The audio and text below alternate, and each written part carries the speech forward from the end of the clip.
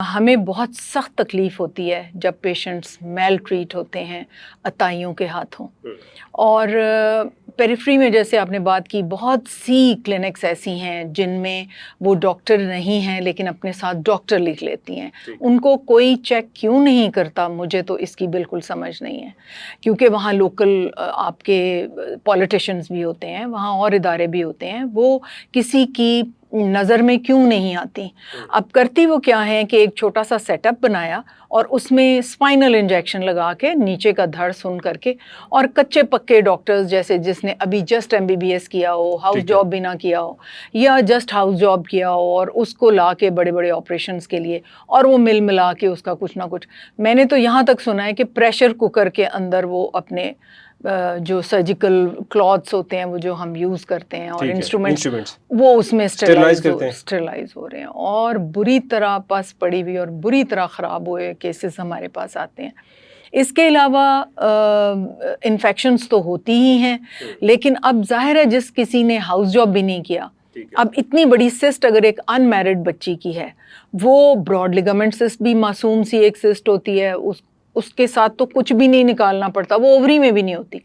لیکن یہ کیا کرتے ہیں پورا کلیمپ لگاتے ہیں، ٹیوب اووری سسٹ سب نکول کے سب کچھ نکال دیتے ہیں باہر. یس، تو ینگ بچیاں تو پھر وہ تو امپورٹنٹ ہو جائے گی فار نہیں، ایک اووری رہ جاتی ہے نا، لیکن ڈبل اماؤنٹ آف ایگز جو ہیں، ایک پورشن تو نکل گیا، ٹھیک ہے، اور اگر خدا نخواستہ اس کی دوسری ٹیوب جو ہے اس کو کچھ ہو گیا تو وہ پھر ٹوٹلی ٹیسٹ ٹیوب بھی کہاں کسی کے پاس پیسے ہیں کہ سب لوگ افورڈ کر سکیں. تو یہ کچے پکے جو ہاسپٹلز ہیں اور جو عطائی زیادہ تر LHVs نرسز دائیوں تک نے اپنے ساتھ ڈاکٹر لکھا ہوا ہے، اور وہ اس کو، اور پھر یہ ڈسپینسرز جو ہیں،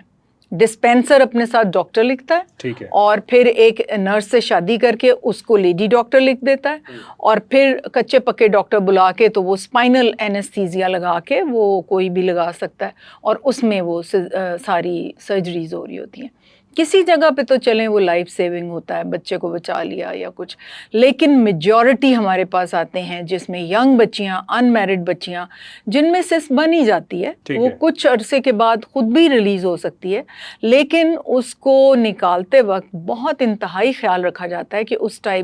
سائڈ کی ٹیوب کو نقصان نہ ہو، اور اووری کے جو ایگز ہیں، کیونکہ وہ تو دوبارہ نہیں بنتے، وہ تو اللہ سبحانہ وتعالیٰ دے کے بھیجتے ہیں، تو اس میں سے صرف سسٹ وال نکال کے اور اس کو پراپرلی ریکنسٹرکٹ کیا جائے اوویرین ٹیشو کو،